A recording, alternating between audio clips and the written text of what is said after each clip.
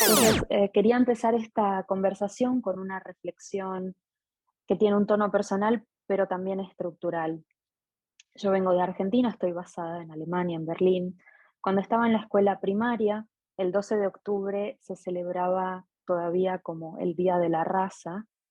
En los actos escolares se presentaba a los pueblos indígenas como conviviendo pacíficamente con los colonizadores. Las niñas y los niños se disfrazaban independientemente de pueblos indígenas o de colonizadores y compartían el espacio como si estuviera sucedido de esta manera. Y en muchos casos se hablaba de la exterminación de los pueblos originarios también en términos positivos. Uno de los momentos fundacionales en la historia de la República Argentina es la llamada campaña del desierto, donde las fuerzas militares del entonces Estado en construcción avanzan sobre territorios todavía bajo control de los pueblos indígenas. Territorios como La Pampa, la Patagonia, que se catalogaban como desierto a pesar de que estaban poblados por fauna, flora y poblaciones, pero si no había blancos era como si no hubiera nada. Hay una equiparación ahí del desierto y el vacío con los territorios no habitados por los colonizadores.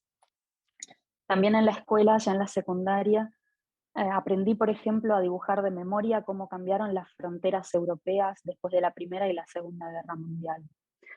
Uno de los exámenes, por ejemplo, que consistía en dibujar estos mapas de memoria. Pero poco y nada aprendí sobre el exterminio de los hermanos paraguayos en la Guerra de la Triple Alianza, financiada por el Imperio Británico, con el objetivo de destruir la posibilidad de desarrollo de una excolonia. La primera vez que yo personalmente oí hablar de la revolución haitiana fue como estudiante extranjera en Alemania. Y les decía, no cuento esto solo como anécdota personal, sino porque creo que mi propia trayectoria educativa ilustra de qué manera las raíces del pensamiento colonial llegan tan profundo y se traducen en prácticas y en instituciones que no solo van dando forma a nuestra vida cotidiana, sino también a nuestra forma de pensar el mundo.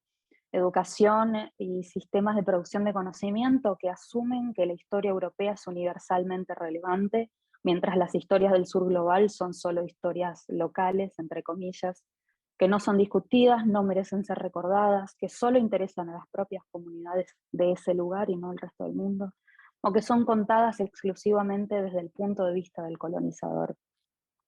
Por eso quería hoy abrir esta conversación e invitar a Irma Alicia a charlar un poco sobre las formas de producción de conocimiento a nivel global, sobre también las barreras que esa forma de producción de conocimiento pone a otras formas de acceso, y de qué manera la herencia colonial pesa en nosotros como investigadores, en nosotros como receptores también del conocimiento, y choca con procesos decoloniales y transformadores que buscan precisamente visibilizar esa herencia. Así que sin más, quiero dar la palabra a Irma Alicia y escuchar un poco sus reflexiones sobre estos temas. Muy bien. Muchas gracias, Melissa. También quiero agradecer a todas y todos quienes han hecho posible este encuentro.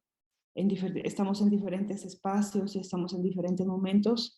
Gracias por unirnos para poder hacer esta conversación.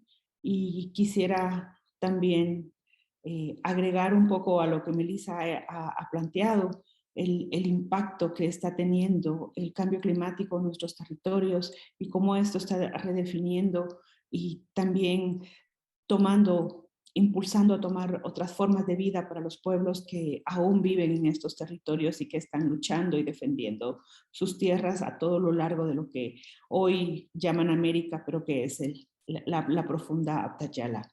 Un poco para seguir en la línea de tu pregunta, Melissa, de esta pregunta que planteas, yo creo que es importante hablar de que las formas actuales de conocimiento que existen y que son las hegemónicas no son las que vienen de las voces indígenas. Las que predominan no son las que vienen de los sujetos racializados y que precisamente no viven en las ciudades, sino que viven en las comunidades y que están tratando de defender sus territorios desde diferentes formas, con diferentes estrategias y también en total desventaja, ¿verdad? Su construir conocimiento tiene relación con sus propias formas de sobrevivir, porque sin este conocimiento que las comunidades son capaces de producir, imposiblemente podrían sobrevivir en el actual sistema económico mundial, que es un sistema económico basado fundamentalmente en dos pilares. El primer pilar es la producción masiva de bienes y luego el consumo masivo de bienes. Y esto ha estado totalmente devastando nuestras poblaciones, nuestras comunidades, nuestros territorios y está transformando totalmente las formas de vida. Estos conocimientos que vienen de estas comunidades, que han sido conocimientos que de múltiples formas han permitido ciertos equilibrios, no solo en sus medios de vida, pero también en sus medios con otros pueblos, están siendo alterados, pero han sido fundamentales porque de ahí ellos han podido generar, por ejemplo, sus marcos de medicina. Si no fuera por esto, imposiblemente podrían vivir hoy, porque los estados y los espacios, por ejemplo, de salud no están presentes aún a la fecha. Las poblaciones indígenas son las que menos tienen acceso a los servicios de hospitales, a los servicios médicos especializados. En el caso de Guatemala, por ejemplo, tenemos solo 7 hospitales departamentales para 17 millones de personas. Este sistema ha cambiado muy poco en los últimos años y si ha cambiado ha sido para tratar de destruirlo, no para tratar de fortalecerlo. En otras palabras, esto no llega a los pueblos indígenas. Entonces, sus conocimientos sobre medicina son los que les permiten poder mantenerse y no fallecer, ¿verdad? Pero también otro tipo de conocimientos, como por ejemplo sus formas propias de organización o sus propias formas de ejercer justicia. Esto es sumamente importante y a pesar de eso muchos estados no lo reconocen. Ven estas formas de manejo propio de sus asuntos como algo, diríamos, marginal y algo que no deben reconocer las constituciones. Entonces, existen muchísimas formas de conocimiento, hay un bagaje profundo de saberes, un bagaje impresionante que también ha sido el que ha mantenido el equilibrio, los pueblos indígenas, los más de 300 pueblos indígenas que cuidan el Amazonas, que aman el Amazonas, que viven del Amazonas, ellos han tratado también de mantener ese equilibrio. Hoy ellos mismos también están en peligro. Entonces, aquí hay que tomar en cuenta algo. Primero, cuando hablamos de conocimiento, estamos hablando de aquel que emerge del primer mundo, como el único conocimiento válido. Esto es ya un problema de entrada.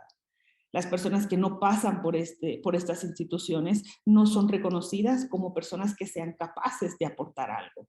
Pueden aportar testimonio, pueden aportar opiniones, se les puede consultar, pero nunca se les va a ver como personas capaces de aportar al conocimiento universal, porque ese conocimiento ya de entrada por estas instituciones del primer mundo no lo asumen como conocimiento. Luego también tenemos que hay espacios que se han ido creando por élites en donde el modelo neocolonial, el modelo colonial y sus efectos deja de ser transformador. Se convierte en un modelo que solo contribuye a reproducir esas formas de poder que son totalmente desiguales dentro de la academia.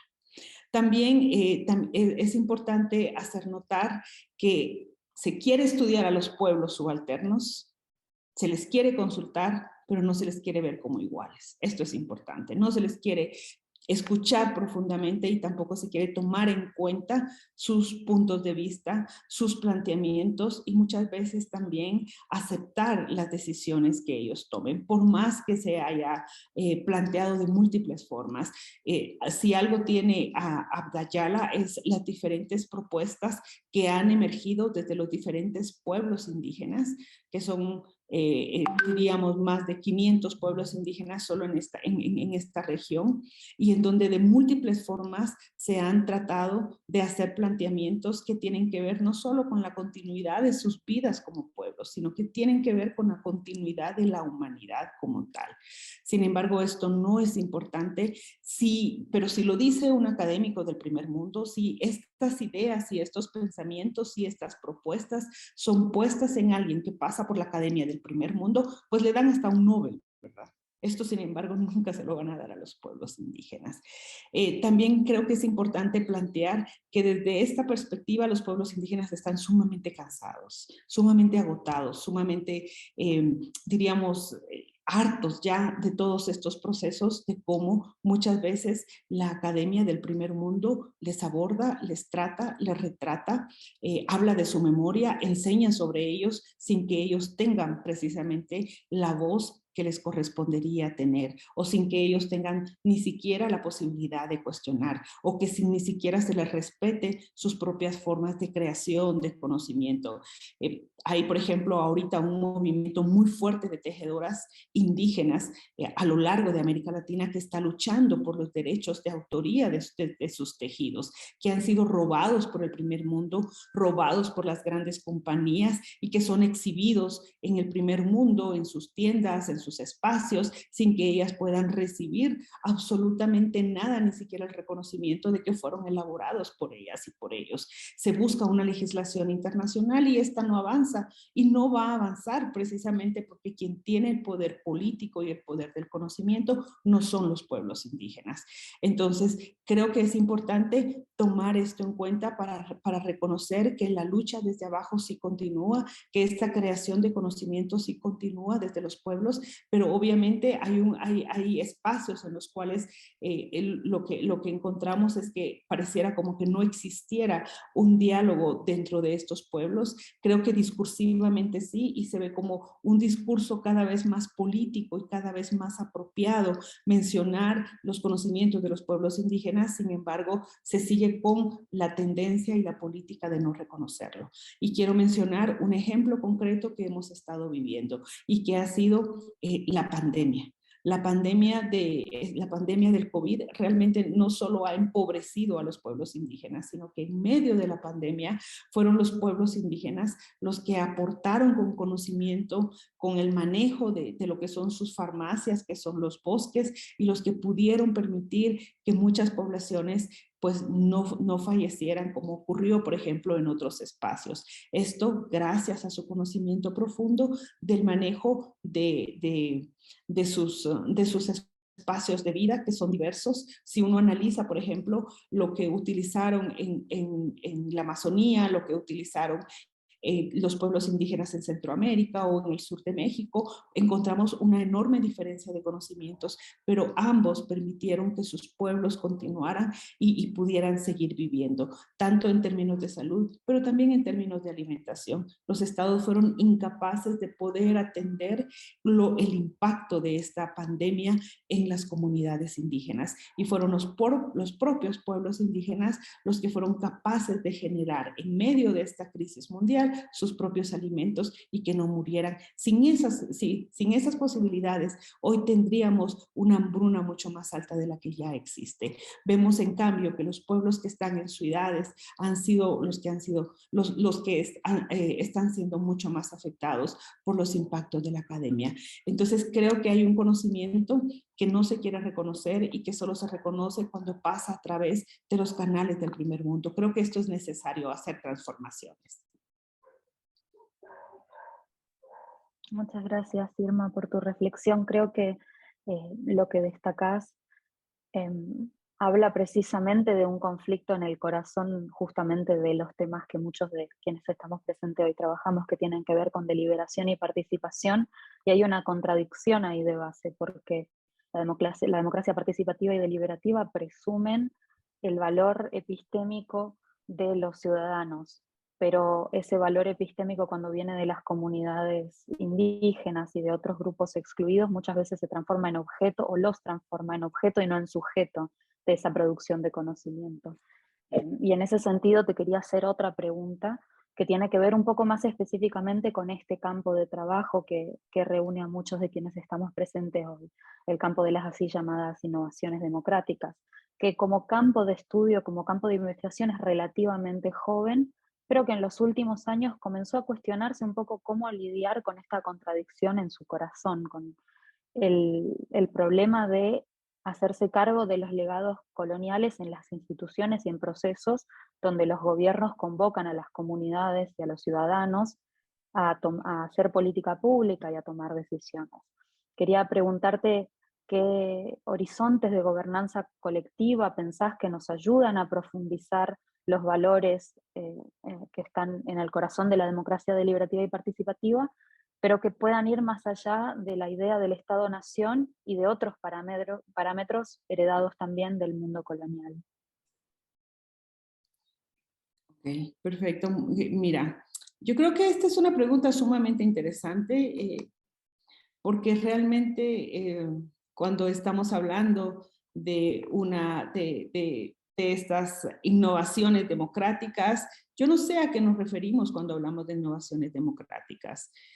Hablo desde América Latina, que es lo que un poco conozco, y hablo también desde los espacios indígenas, que es en donde he crecido y es en donde también parte de mi lucha está presente, mi corazón, mi trabajo diario. No hay un solo día de mi vida en que mi trabajo no esté ligado a todas estas luchas indígenas.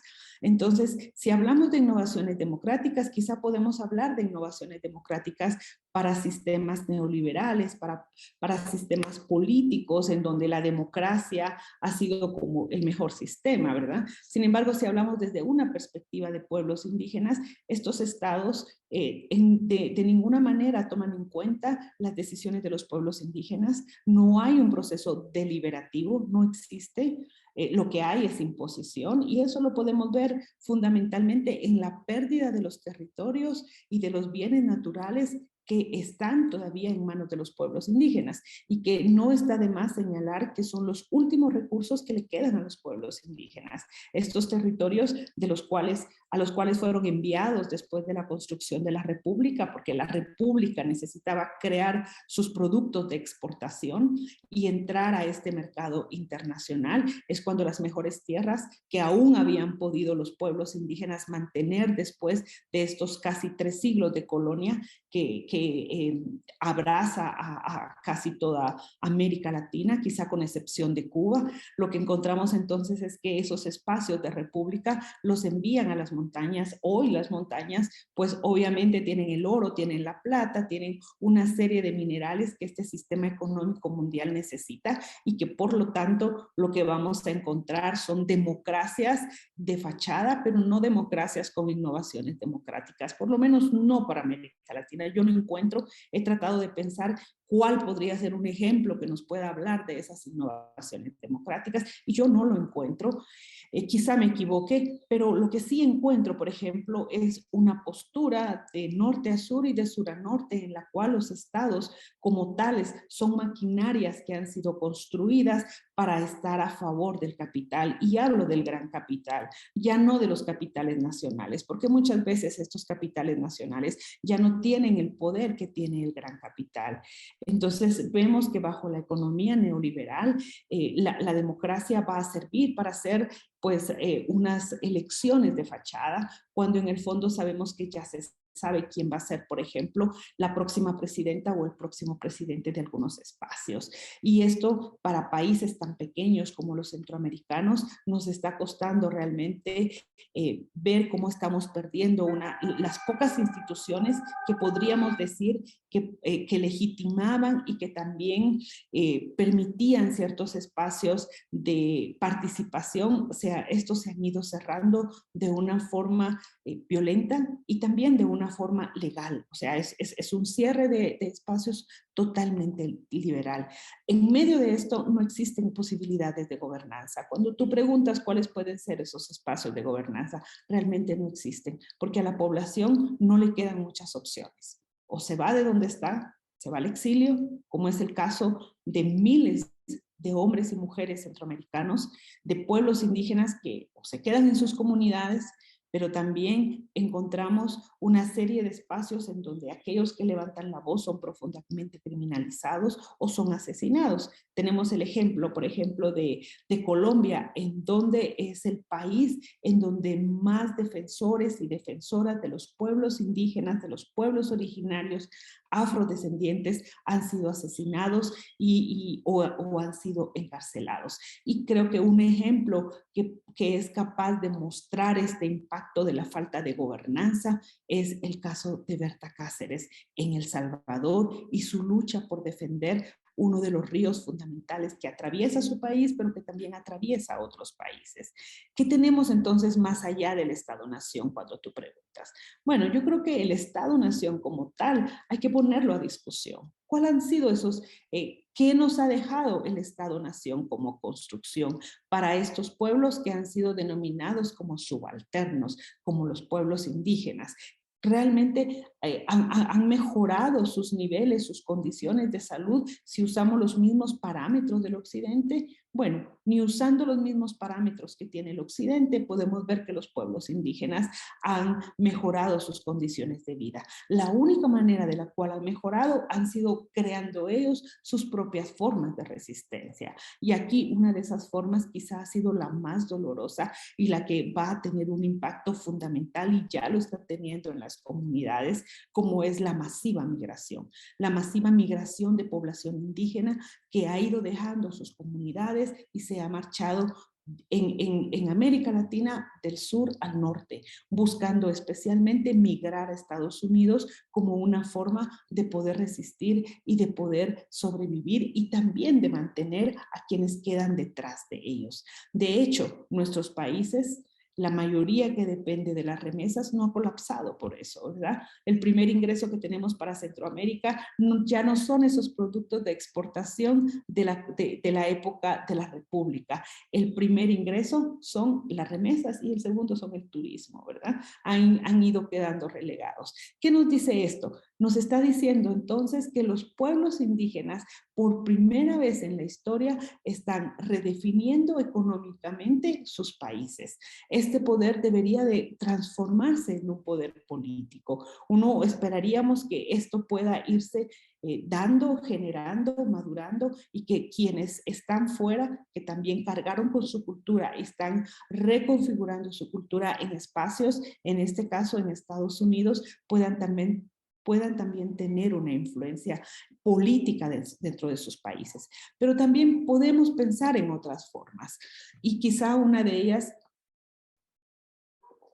puede ser la autonomía, ¿verdad? La autonomía territorial que es diversa, no hay una sola autonomía territorial, hay muchas formas de pensar la autonomía o quizá de procesos mixtos. Sin duda estos van más allá y no quiero decir que esto no exista.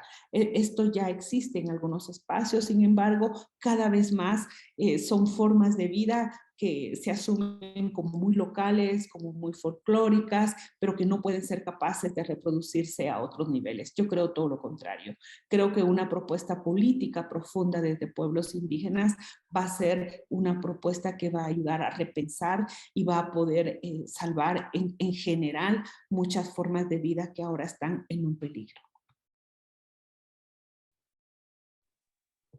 Gracias, Irma, por tu respuesta. Creo que de nuevo tocas un tema de fondo también muy esencial para nosotros como investigadores, digamos, que tiene que ver con cómo hablamos de innovaciones democráticas y cómo hablamos de transformación en sociedades más deliberativas sin hablar de los problemas estructurales que crean las injusticias que no permiten que ese cambio suceda, ¿no? Sin hablar de la opresión de los estados-nación, por ejemplo, sobre los pueblos originarios, pero sin hablar también de las condiciones estructurales de pobreza y desigualdad en gran parte del mundo, que hacen un poco, a veces un poco ambiguo, sino incluso hipócrita, pensar en innovaciones democráticas con tanta gente sufriendo en todo el mundo. Y creo que esta ambigüedad, para mí por lo menos personalmente, también se traduce en los desafíos que implica ser investigador del sur global trabajando en el norte global, y sobre eso también te quiero preguntar un poquito más. En un mundo dominado por el consenso neoliberal, por herencias neocoloniales, existe también muchas veces la necesidad profesional y también material de migrar para poder dedicarse a una profesión académica, que significa muchas veces también alejarse físicamente de los lugares donde se están construyendo eh, por lo menos intentos de sociedades más justas, y alejarse también de la idea de academia como servicio y como actividad que rinde cuentas a la comunidad. Entonces quería preguntarte qué reflexiones puedes compartir sobre lo que significa pensar e investigar dentro de las instituciones que un poco dan cuerpo a esa herencia colonial y cómo vos has experimentado esas ambivalencias. Bueno, mira, yo creo que es una pregunta sumamente interesante porque yo creo que no todos los que han dejado el sur global y están en el primer mundo son académicos comprometidos. No, muchos de ellos no lo eran ni siquiera con sus espacios en donde ya vivían.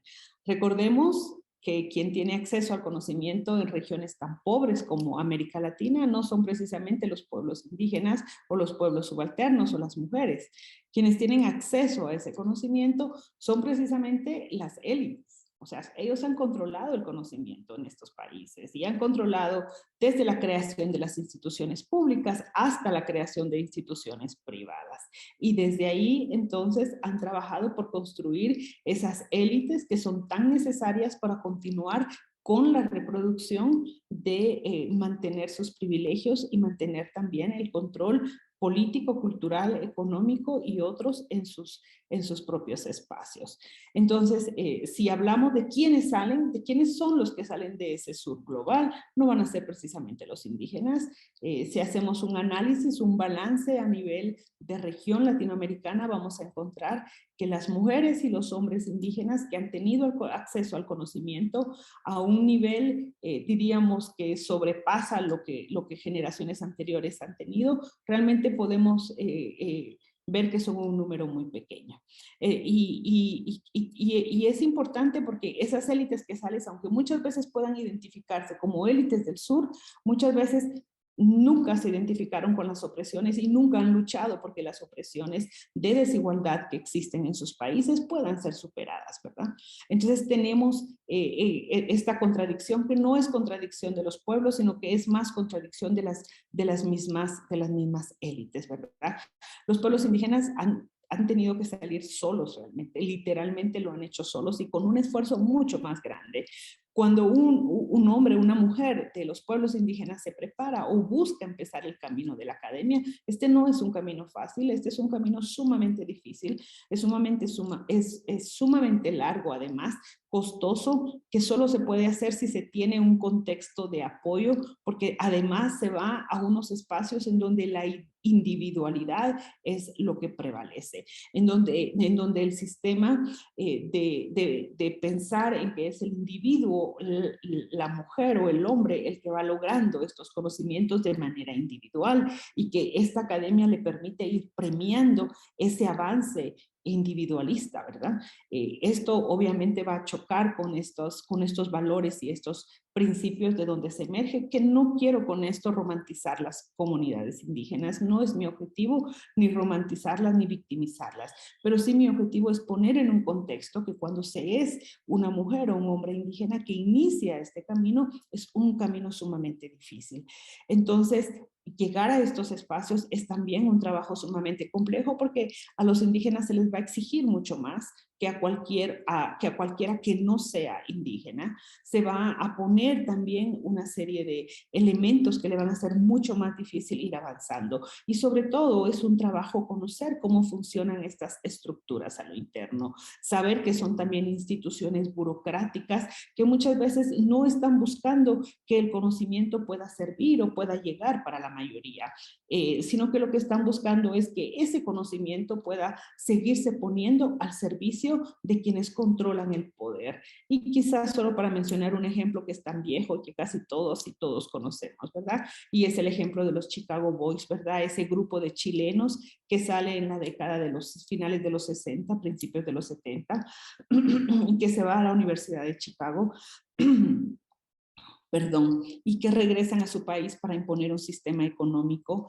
que finalmente es impuesto en el resto de América Latina y que ahora estamos viviendo aún las consecuencias y no encontramos salidas para eso. Vemos ahí entonces como una élite del sur sale para el norte, crea toda esta teoría política, económica, que luego regresan, imponen y crean un documento, no siguiendo el consenso de Washington, también ellos crean ese documento llamado el ladrillo, ¿verdad? Y que es impuesto y obligado bajo una dictadura militar y que después se habla de sus grandes logros y esos grandes logros son los que rigen la imposición en el resto de los países de América Latina y que fundamentalmente han venido a destruir y alterar la vida de los pueblos de abajo. ¿Qué hace entonces un investigador que viene de los pueblos indígenas cuando ve el impacto de la academia en sus propias comunidades y en sus propias vidas? O sea, ¿qué hacen los pueblos indígenas cuando ven que estos académicos del sur supuestamente que conocen sus espacios de vida regresan no para pensar en colectividad, sino para pensar en el servicio de la economía global? Yo creo que estas son contradicciones que no están cerradas, son contradicciones que están abiertas. Los pueblos, las mujeres y los hombres indígenas que han llegado a la academia es muy reciente, y diríamos que casi que ni tenemos a muchos hermanos o hermanos en estos espacios, pero quizá quienes logran llegar también con severas desventajas, pero también con una profunda lucha, también son capaces de construir redes solidarias. Yo creo que esto sí es fundamental, esto es sumamente valioso. Es darse cuenta que en medio de estructuras y de grandes elefantes también existe la posibilidad de crear redes solidarias para poder repensar problemas, para poder repensar o reconocer enormes discrepancias, enormes opresiones que se siguen reproduciendo de múltiples formas y que esas redes solidarias sí pueden ayudar a repensar problemas que realmente están obligando a las personas, en este caso, en estos momentos, a enfrentar lo que es el cambio climático. Vemos en estos momentos las condiciones en las que está Centroamérica por esta tormenta Julia que acaba de pasar y vemos los grandes sectores que han quedado bajo el agua. Son los mismos sectores los que están en las regiones más pobres, los que no tienen acceso a una serie de servicios, los que han sido permanentemente marginados, son ellos. ¿Cómo pensamos entonces que la academia puede ser útil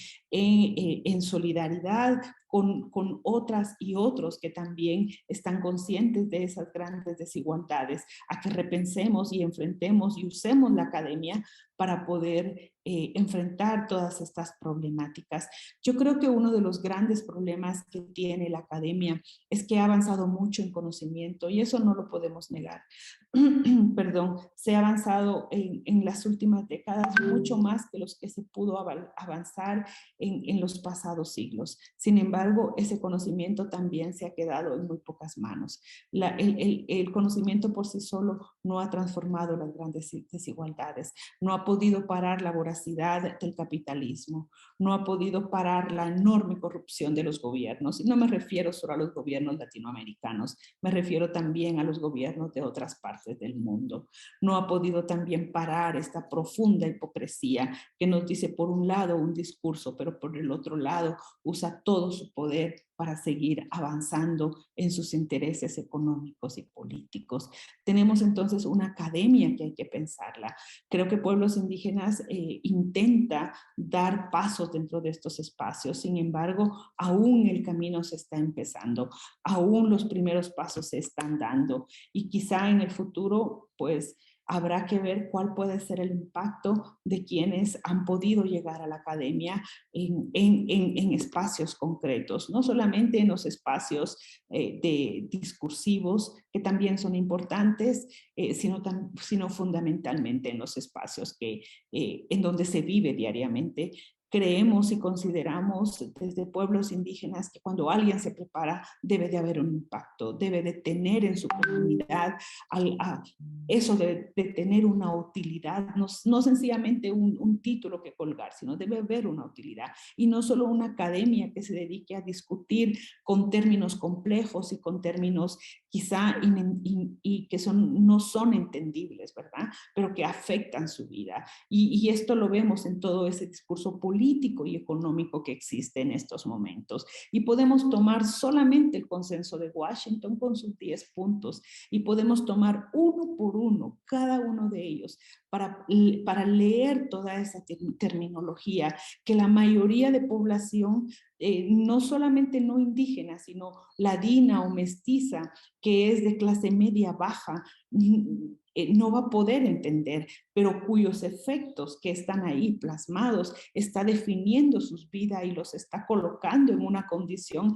de extrema vulnerabilidad, de extrema pobreza y que los deja como los perpetuos productores, como los perpetuos explotadores, como quienes por ser personas de color van a estar permanentemente en esos espacios sin posibilidades algunas de que por lo menos ellos puedan transformar sus condiciones sociales. Creo que esta pregunta del sur global, del conocimiento en el primer mundo, da para una discusión que podríamos continuar, pero quisiera dejarlo aquí.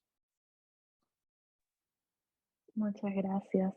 En verdad, creo que una vez más lo que, lo que mencionas y en particular quiero retomar esta idea de los Chicago Boys y del Washington Consensus, de cómo ciertos consensos sobre cómo se deben hacer determinadas cosas después viajan al resto del mundo con efectos catastróficos. Y hacer un poquito un paralelo con algunas tendencias en la democracia deliberativa y participativa, donde predominan ciertas ideas sobre cómo se debe hacer la participación, cómo se debe hacer la deliberación, muchas de estas ideas engendradas en el norte global, en Europa, en Estados Unidos, y donde también se encuentran las instituciones que de repente son las que establecen los estándares de lo que cuenta como participación correcta, legítima, justa y efectiva, que producen guías y principios y documentos estableciendo cómo se debe incluir a los ciudadanos para obtener determinados resultados. Y muchas veces estos principios y estas guías pretenden mecanismos que son impensables e imposibles y un poco absurdos y fuera de contexto sacados de Europa. Ideas como la selección aleatoria de ciudadanos en contextos donde los estados no tienen ni sistemas para registrar a todos los individuos, como se supone que vayan a elegir aleatoriamente ciudadanos que participen, expertos independientes, estándares demográficos de inclusión que dependen de recursos que apenas un puñado de países en el mundo tienen, infinanciables para estados que apenas se sostienen a sí mismos en el sur global. Y muchas veces estos presupuestos ignoran también, no sé si a propósito o sin querer, pero ignoran las formas de participación y deliberación que ya están sucediendo literalmente en todo el mundo, las formas en las que los ciudadanos están respondiendo a los desafíos que se les presentan, desafíos sumamente complejos de escala planetaria como las crisis climáticas. Entonces, creo que hay una pretensión hasta tácita y desinformada de universalidad por un lado, al mismo tiempo que por otro lado sigue siendo el norte global quien constituye los estándares de qué es conocimiento, de cómo se produce, que establece también barreras de dónde se realizan los encuentros académicos, quién puede viajar a esas conferencias, quiénes son de repente los grandes pensadores que se citan como fundacionales de las ideas de participación y deliberación. Para hacer un ejemplo incluso muy concreto y muy presente en este contexto, el castellano es el segundo idioma nativo más hablado del mundo, pero ¿cuánta literatura sobre participación y deliberación se lee y se cita en castellano en el norte global? ¿Quiénes son los referentes a nivel internacional? ¿Quiénes son los más citados? No son quienes producen esta literatura en este idioma. Entonces, un poquito para cerrar esta reflexión, también invitar a los participantes a que si quieren enviarnos alguna pregunta, en particular a Irma, te quiero invitar, Irma, también a una reflexión final sobre la contradicción de los mandatos neoliberales de las universidades y de la academia como proyecto profesional y los mandatos normativos de la democracia, la deliberación y la participación, e invitarte, si acaso es posible, a proponer estrategias para salir un poco de estas contradicciones y llevarnos una idea constructiva o positiva, porque yo creo que igual están pasando cosas, creo que estas conversaciones son importantes y dan señal de que estas contradicciones son visibles y estamos buscando cómo resolverlas. Así que si tenés alguna idea, es muy bienvenida. Bueno, yo no sé si tengo ideas especialmente para todo esto, pero quisiera un poco plantear esto de que como indígenas nacemos en un mundo que no es el nuestro, ¿no? Y las instituciones, desde que vamos teniendo uso de razón, son instituciones que se nos van imponiendo, ¿verdad?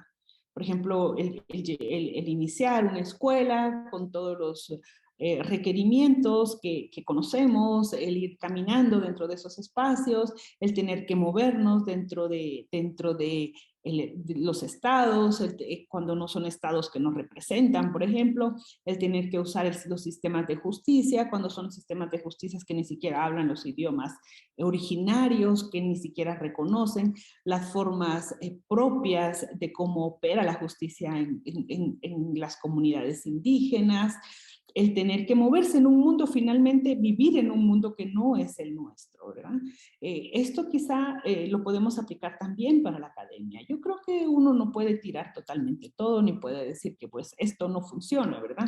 Pero sí creo que uno sí puede pensar, como indígenas siempre pensamos, ok, este es el sistema bajo el cual estamos viviendo y este es el sistema que nos ha oprimido permanentemente y estos son efectos del colonialismo, ¿verdad? No es el colonialismo en sí, porque el colonialismo como tal legalmente terminó, no existe más desde los momentos en que se dan las supuestas independencias, pero sus efectos como tal sí los tenemos y parte de sus efectos es la construcción de esos estados-nación y la construcción también de sus instituciones. Entonces, para mí el reto, y creo que el reto también para muchas otras personas que como yo venimos de comunidades indígenas, es cómo usamos la academia como una institución que nos permita en determinado momento, sabiendo todos los límites que tiene, poder avanzar en necesidades tan urgentes.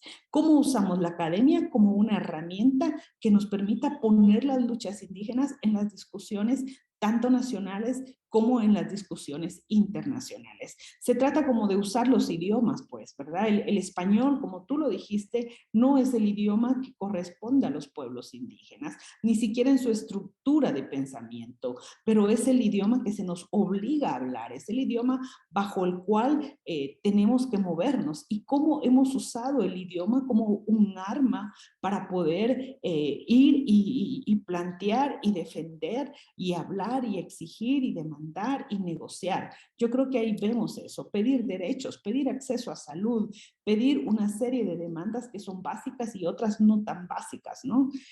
Por ejemplo, como la defensa de los territorios. Esto no es básico, esto es más allá, esto es la posibilidad de la continuidad de los pueblos como pueblos. Entonces, creo que la academia también debemos verla como un espacio de lucha. Desde mi perspectiva es eso. Perdón. La academia yo la veo como un espacio de lucha. Yes. Es un territorio en el cual vamos a estar negociando, vamos a estar avanzando, vamos a estar colocando temas que no son importantes, vamos a estar cuestionando y quizá no vamos a perder mucho el tiempo dado que la vida es tan corta, no podemos dejar mucho el tiempo en espacios en donde sabemos que no vamos a avanzar, sino que tenemos que enfocar. Y ese enfoque nos va a permitir tomar esos espacios que son necesarios en estos momentos para avanzar en esos grandes temas que son fundacionales. I agree, and I think that's a really good point. And actually, just to kind of build on that, I think that one of our members in the audience wants to engage with you as well. So maybe we'll use the last kind of 8 minutes to take some questions from the audience. And in the chat, I can see that Oliver Escobar would like to ask a question. So Oliver, would you like to ask Irma a question? Sí, gracias. Irma, muchas gracias por una charla tan inspiradora y tanto material para pensar. Uno de los puntos ciegos del mundo de la innovación democrática es la separación entre la política y la economía, ¿no? Y en tu charla has mantenido la economía y la política entrelazadas como son en realidad, ¿no? Yo me pregunto cuáles son tus reflexiones sobre... me estoy acordando, por ejemplo, de aquella cita de Galeano, ¿no? Donde decía, a nadie le molesta mucho que la política sea democrática siempre y cuando la economía no lo sea, ¿no? Y me pregunto dónde entra esta cuestión de economía política en la crítica y los pensamientos que tú estás desarrollando. Gracias. Yo pregunto si contesto esta o tomamos más preguntas y podemos hacer una respuesta más total, no sé. That's a great idea. Yeah, that's a very good idea. For the sake of time, let's collect a couple of questions. So Ernesto, would you also like to pose a question?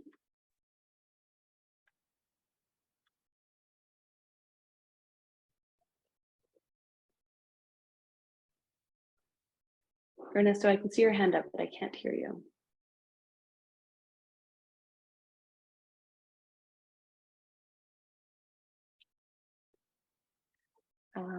Okay, Ernesto, I think there might be some trouble with the volume. I can see that you're speaking, but I still can't hear you.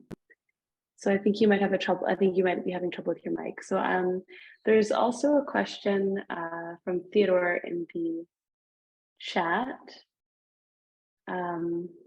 So Theodore says, some North American and European academics and practitioners of deliberative democracy have turned to advocating for digital technologies as a way to expand opportunities for deliberative democracy. But this runs into problems of knowledge production and distribution. Would you be able to offer any thoughts on how we could approach the development and distribution of new technologies for democratic opportunities? So that's another question. Now, Ernesto, have you solved your volume problem? We still can't hear you. So maybe try unplugging your mic and try a different input. Can't hear you. Okay. Ernesto, I just recommend typing it into the chat because you're having trouble with audio. Sorry, Irma, did you want to start with those first two questions, and maybe Ernesto can type this question in the chat?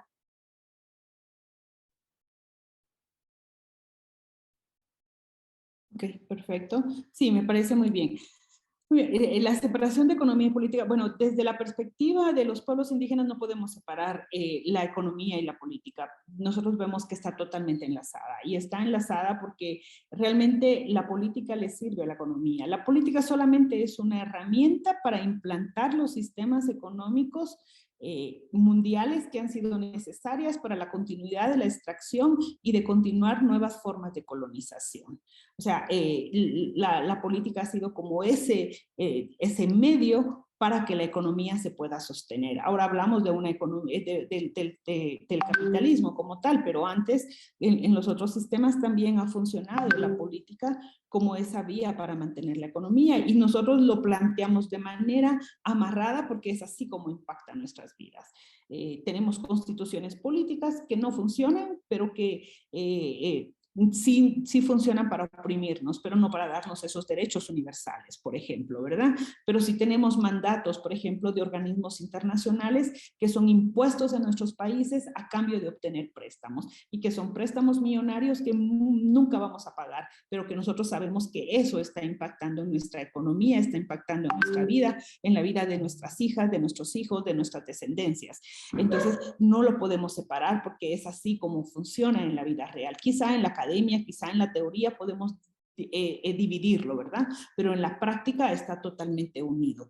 Luego la otra pregunta sobre todo el tema de las tecnologías digitales y también todo el tema de la distribución de esas nuevas tecnologías. Bueno, miren, yo creo que hay varios mundos, ¿verdad? En este planeta que habitamos, tenemos una diversidad de mundos. Por un lado tenemos aquellos mundos que controlan el conocimiento y aquellos otros mundos que ni siquiera han tenido acceso a eso. Solo quiero poner un ejemplo. Durante la pandemia, por ejemplo, las clases se volvieron virtuales en casi todos los espacios del mundo. Sin embargo, en los espacios indígenas encontrábamos muchas veces que había un teléfono sin internet para recibir clases y a veces habían 4 niños y solo había una computadora. El acceso a internet sigue siendo, nos muestra las enormes desigualdades entre la brecha digital que existe entre quienes tienen y quienes no tienen absolutamente nada. Entonces ahí podemos ver estas enormes diferencias y yo pensaría que este es un trabajo muy fuerte que debe hacer el mundo. No es posible, por ejemplo, que solo Google pueda controlar esto. No es posible que Meta sea estas compañías que vayan a decidir por el acceso a estas economías digitales. Yo creo que si hablamos de democracias participativas y etcétera, tenemos también que pensar que estas formas de gobernanza tienen que llegar a estas instituciones, y esto no lo van a hacer ellos, esto lo tenemos que hacer nosotras y nosotros desde los diferentes espacios en donde estamos. Pensar que ellos lo van a democratizar realmente es una utopía, es una falacia. Realmente nosotros tenemos que hacer y mover a que estas grandes empresas puedan hacer esos cambios y que esa brecha digital no sea tan profunda como la que tenemos en este momento en casi todo el mundo.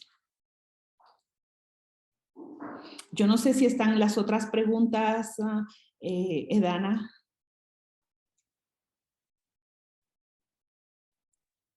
Yes, I think we did have one more question from Alejandro. Alejandro, I see you typed it in the chat, but do you want to ask out loud if you're here? And we could also take Ernesto's question if the audio has been solved. Hola Irma, a todas, muchas gracias por esta grandiosa plática que nos has dado, y de forma muy breve para no interrumpir la participación de las demás personas. Quisiera preguntarte ¿cuál es tu opinión sobre este concepto de ciudadanía intercultural que propone Adela Cortina? No sé si has tenido oportunidad de conocer esta aproximación. ¿Qué te hace pensar esta propuesta? ¿Es posible en una democracia que, como ya nos decías, es funcional a un contexto que produce desigualdad y además explotación y opresión? ¿O sí hay esperanza, digamos, en este término? Gracias. Ok, gracias. Muy bien. ¿Tomamos alguna otra, Edana?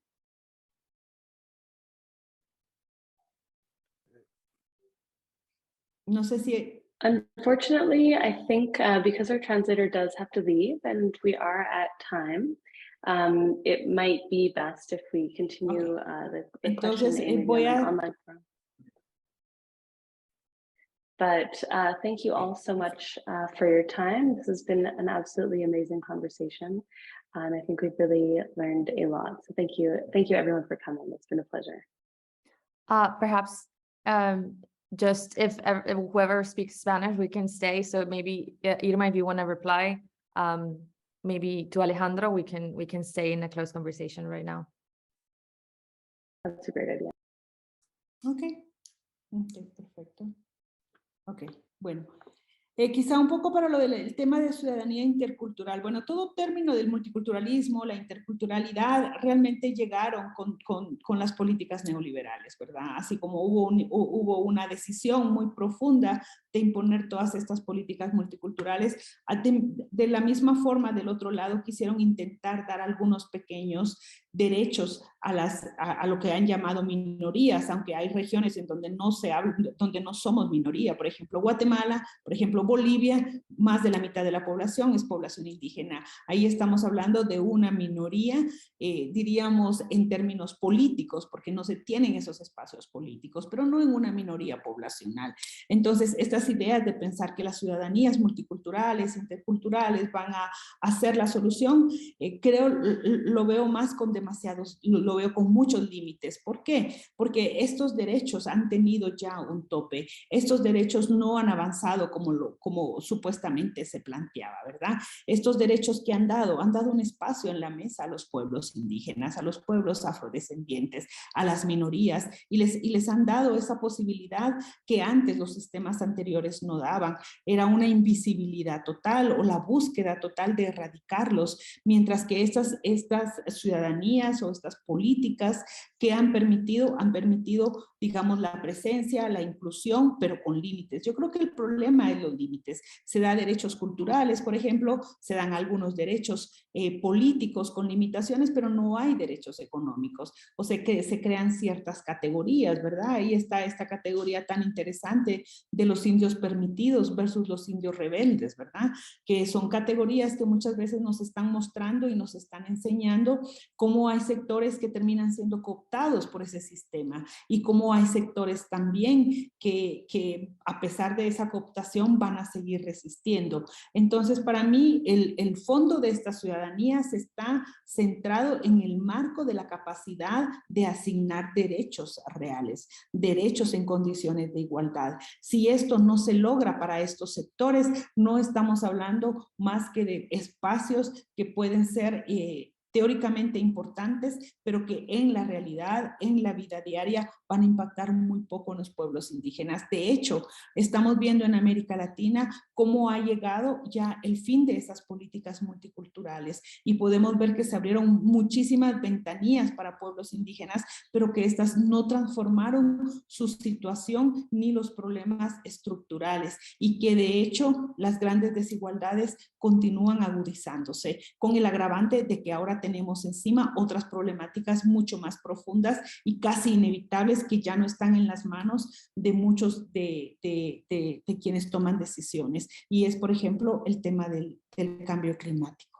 Espero haber respondido a la pregunta que planteas, pero de todos modos, ante cualquier duda, estoy a la orden. Aquí las colegas tienen mis datos y siempre será un placer discutir sobre esto en base a casos concretos y a espacios también de lucha desde los propios pueblos.